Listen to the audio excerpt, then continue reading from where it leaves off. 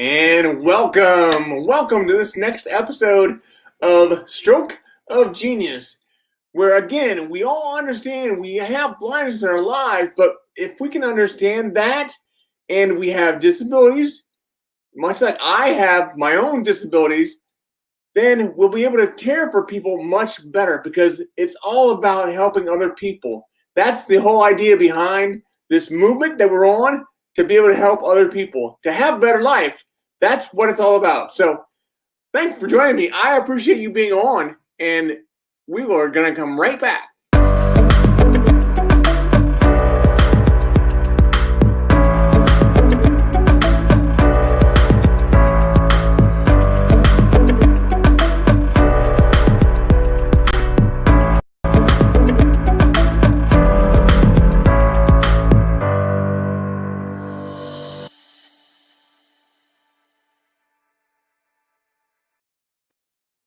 How do you manage life if you are disabled? If you're disabled, you don't feel like doing much. If you're newly disabled, you probably don't feel like doing anything at all. You don't feel like going on. But I'm here to tell you that there is so much that you have to offer. If you can just get through some of those tough times, and I know it's hard, but you get through those tough times, and then you find out that getting through those tough times was a path for you to be able to help other people. Then it all makes sense. You're here for a reason. And the reason is to help other people have a better life. That's why finding what makes you unique is so important. Now, there are many, many ways you can find what makes you unique. A lot of people say that what makes me unique is my eye, but that's not it. What makes me unique is my positive personality and how I'm able to share my story with other people to have a positive impact on their lives. That's what makes me unique. Now, yes, my tongue and my face and lots of other things are in disarray right now, but I know that my mission in life, my purpose, is to be able to help other people. So that's why I'm going forward with what I'm doing. Hopefully, you can join me. So I see we have some people on the line here today. If you would, please put in the hashtag live if you're listening live. If you're listening to this on replay, put in hashtag replay. And as always, in your comments, if your timeline, please put in a picture of you winking with Wagner, and you're going to be entered into a raffle. And the raffle will be to win a free signed copy of my book.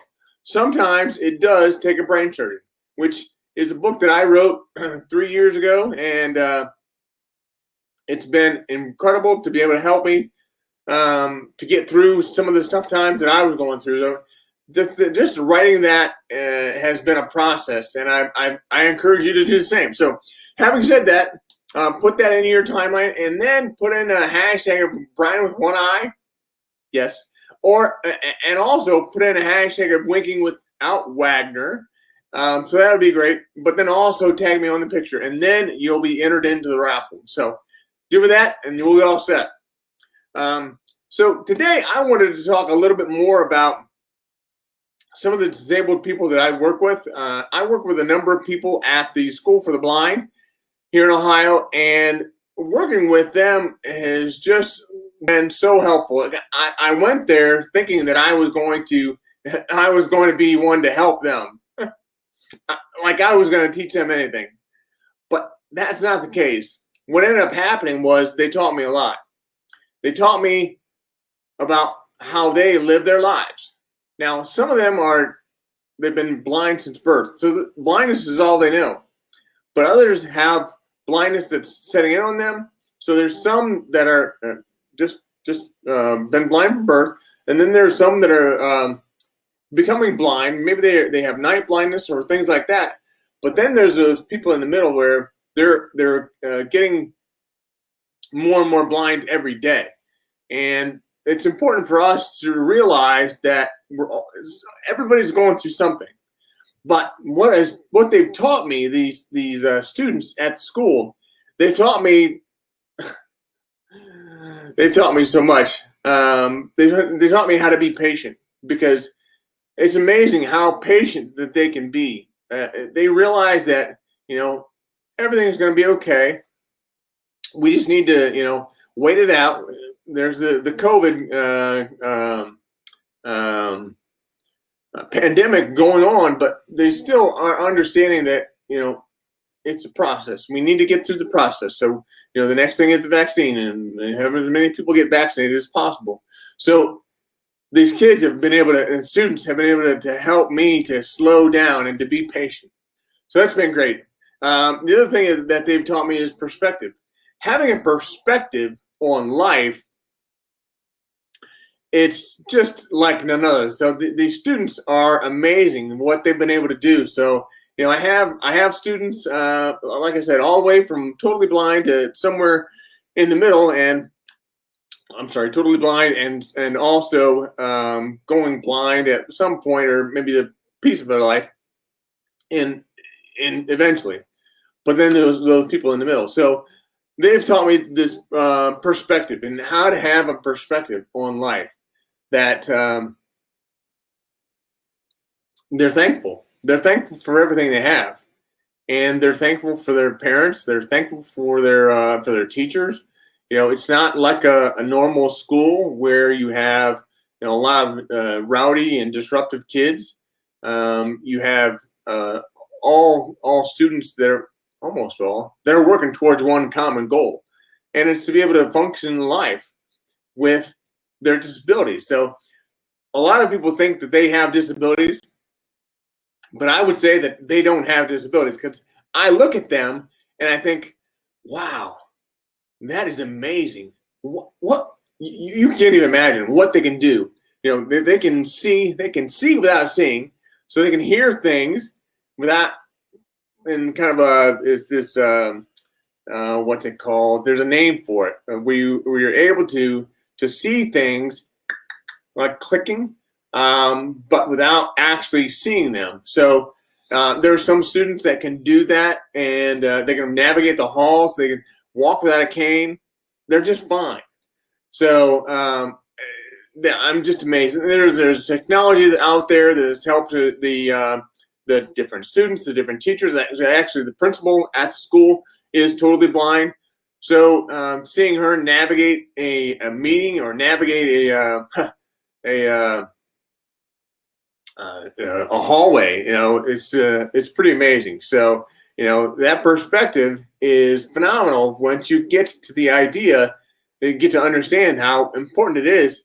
No, not important it is. Get to understand that it's all about perspective, because we have so much to share. If we can take their perspective, take your client's perspective, take your caregiver's perspective, take your person with the disabilities perspective, and then understand how important it is that they can live a life as well, and they can have a happy life as well. That changes everything once you have that change in perspective. And then the third P is for perseverance. They persevere and they get through whatever it is that they have in front of them. I've seen students and I've seen adults that have, and blind adults, that have done so much because they have set their sights, no pun intended, they have set their sights on something in order for them to be able to get through, and them to be able to approach that you never would have thought of. I mean, there's teachers that are having students, and these are blind teachers. They're having students that are blind as well, that they're asking them to do certain things. And like, how can you ask them that? But they can, because they have this perseverance and this perspective that's just like none other. So 3 things that I've learned at the School for the Blind. It's all about patience, perspective, and perseverance. So having said that, I see there's a few people that have joined us here. So let me see who was on, and I will say hello, good morning. Amron, good morning, good morning, good morning. My friend Amron Singh, so glad to see you on here this morning. So happy that you're able to join us and learn more about people with disabilities and their caregivers. So, we haven't talked about caregivers yet, but we'll get to that in a minute. And then we have Randall Reeder. Good morning, Randall. How are you this morning? #live. And then our friend Ted. Ted Legal, thank you very much for joining in, Ted, with #live. And if you would, please share this video out with as many people as you can. So share it in your communities, in your groups, and just let people know what we're doing and how we're trying to help other people. That's the whole idea behind this, these videos that we're putting together. So there's Vision Alignment, which we do at 10 o'clock every morning. But then there's also Stroke of Genius, which the name may change. I'm working on that. But the Stroke of Genius is helping people to get through disabilities and live with disabilities if they have to. And it's also about helping their caregivers and helping their caregivers to understand what that person with disabilities is going through. That's important because there are times where, the person with disabilities will want to do different things. I mean, they may want to go skydiving, or they may want to, do something that you don't feel comfortable with, but they do feel comfortable with it. So I want to encourage you to maybe let loose of those reins a little bit and let them do what they're going to do. Now, granted, you don't want to get to someone in a dangerous situation, but at the same time, you need to be able to let go. So that's something that my caregiver has struggled with at times, but she is doing really well with that. So let's see other comments that are coming up here. Ted, thank you so much. I appreciate you, and you are one that you live life from a wheelchair. And yes, I did say bound to a wheelchair in the past. But I try not to say that because your wheelchair is your mode of transportation. It's how you get around. So if we can understand, and I would encourage you to comment as much as you can on some of the things that I'm talking about, because you live with disabilities from a different perspective than I do. My disabilities are vision. My disabilities now are becoming my mouth and my tongue. So I'm getting through that. But how do I get through that? I get through that by speaking as much as I can. Doing these live videos with people and people on the line that have helped me to get to where I am. Being able to do this helps me. So that's one of the ways that we can get through some of our disabilities is just do what we want to do. Live the life. My doctor, my neurosurgeon said, back in December when we met, he said, just go live your life. I'm like, so we talked a lot about different bad things that could happen. But in the end, he said, just go live your life. So that's what I did, and that's what I'm doing. So I'm doing everything I can to move forward. I'm doing everything I can to get better, and I'm doing everything I can to be able to serve other people. And that's why these videos are here. So it's all about helping other people. Now, I did mention the caregivers and how important it is for caregivers to be able to let go and let loose of the reins sometimes, and to allow the person with disabilities to be able to experience the life that they want to live.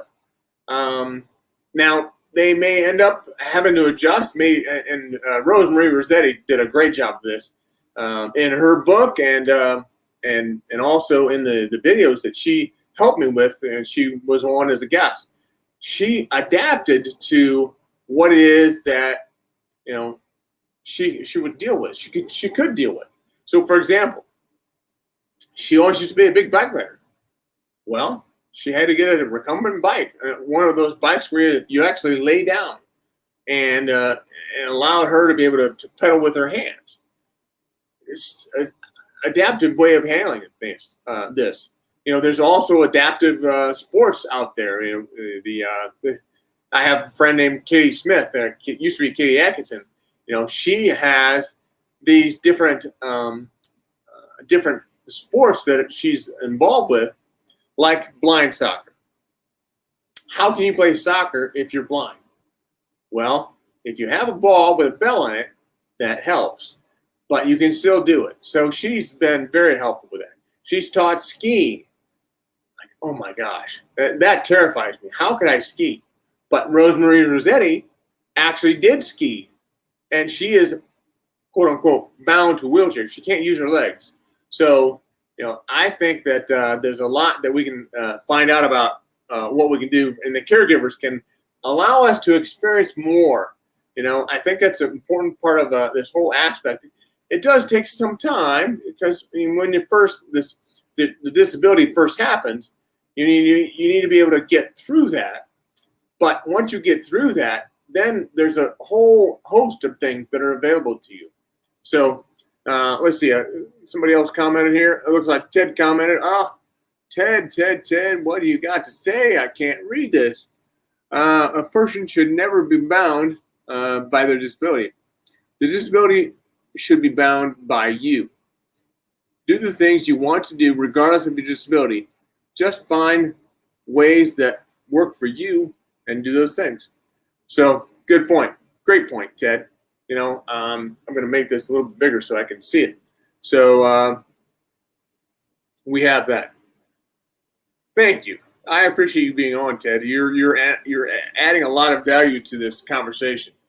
What else? So, during stressful moments, we're all in the middle of a stressful moment. I get that. So, in the middle of COVID, dealing with the pandemic, it's stressful. I don't get to go out very much. I don't get to do things very much. It's cold outside, so I don't go for walks very often. So I have a friend, his name is John Molitor. He's encouraged me, actually, he's making me go for my walks. And he's telling me I just can do that walk on my treadmill, which I know I can do that, but nobody's pushed me to do it. So I need to be pushed to do it. So that is what I'm going to be doing, is I'm going to be doing these walks. But first he went to a place with stress, and he talked, because he's a neuroscience and I forget the exact term, but he's a scientist, and he's a teacher of neuroscience. So he's a brain guy, and he knows a lot about brains. Now his perspective is, and he said read other research where it shows that during a stressful time, you have not the ability, you are stuck with,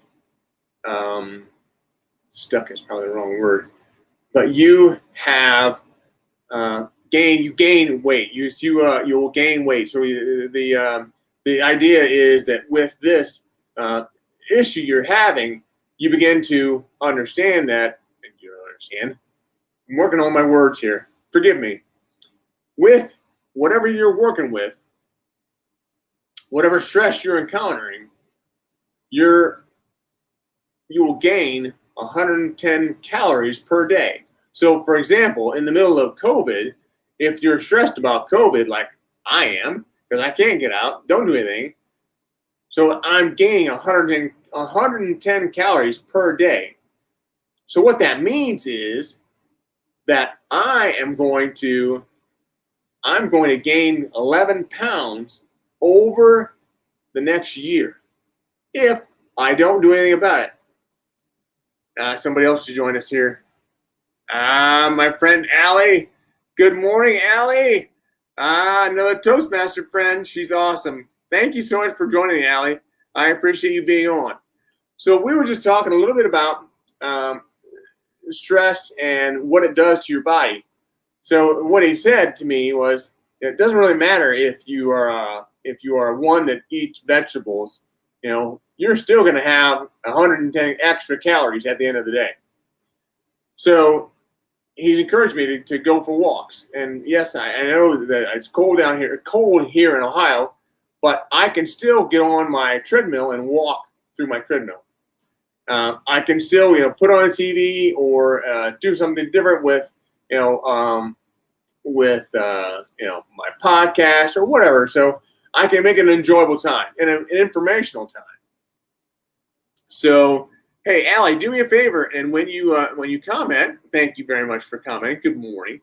But also, when you comment, put in a hashtag live, and then, if you will, put in a picture of you winking. Put in a picture of your timeline, tag me on it, and then put in a hashtag of Brian with one eye and a hashtag of winking with Wagner, winking without Wagner. So that's going to enter you into a raffle for a signed copy of my book. And I will mail that to you. I know you live here in Hilliard, but I'll still mail it to you. And, as long as you win the raffle, I feel good about that chance. But you never know. So I'd love to see anybody else that comes on that wants to be entered into the raffle. Please put in a hashtag of Brian with one eye, or please put in a copy of you or a picture of you in your timeline, and put in a hashtag of Brian with one eye and tag me on it. So I get it. Now, where else? Oh my gosh, we're already at 22 minutes. Time flies. So the stress is there. And we were talking about stress and how it adds 120 calories to your day. Thank you very much, Allie. I appreciate you. Now, understanding it adds 120 calories to your day, one of the ways you can combat that is by walking, or just by getting out and having some exercise. Now, walking for me is probably the best way for me to get exercise right now, because I don't have a very good balance. I don't see as well as I probably should. So walking on a treadmill is what I need to do. So I need to do that after this call. Anyway, he said even walking a mile in less than 20 minutes is good enough. You're getting your heart rate up enough to be able to lose the calories that you put on through the stress inducers. Let's see, what else? Oh, he also said you need to sleep,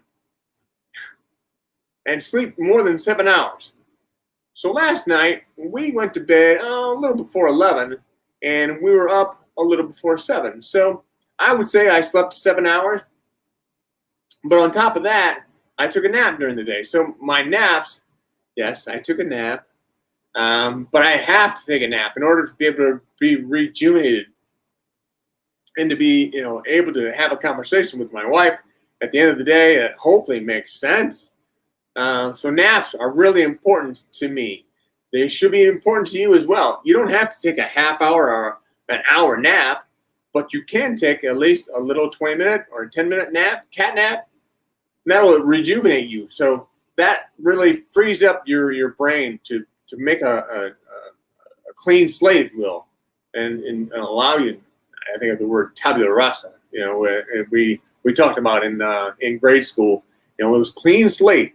That's what we wanted to do, and that's why naps come in as being so important, because it really just kind of cleans your mind of everything going on, which is great. Now, that is what I had for today. I wanted to make sure that we talked about the caregivers. I wanted to make sure we talked about the stressors and how they're coming onto you, but also I wanted to make sure that you started to understand about the value that the School for the Blind has given to all of us, not just me, but all of us, to be able to help us to understand that they're patient. They have a different perspective. And knowing what their perspective is really important. What do they see? That's why these conferences that I have, my main speech is called, "If You Could See What I See."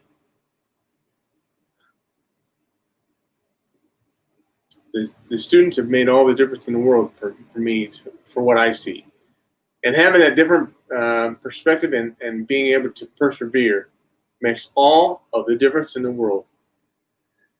Well, thank you so much for being on today. I appreciate you all being on, and I appreciate you so much. I hope you have a great weekend. I have good stuff coming up for me this weekend. We're going to go see my oldest son in Cincinnati and his fiance. So we're going to have lunch with them. Hopefully he makes something nice. But then we'll come back that same day, and we'll be back in Columbus for the weekend. But I'm looking forward to all the different football games that are going to be on. There will be 2 more football games: the championship series for the NFC and the AFC. So those will be fun to watch. If there's anything that you're doing, let me know. Put those in your comments, and I will respond to you after we're done going live here. But I appreciate you, and I do appreciate this venue for us to be able to talk. So as always, hopefully you can keep coming back, and I'll keep delivering more value. If there's anything I can do for you, please let me know. And as always, keep one eye on the road. Bye.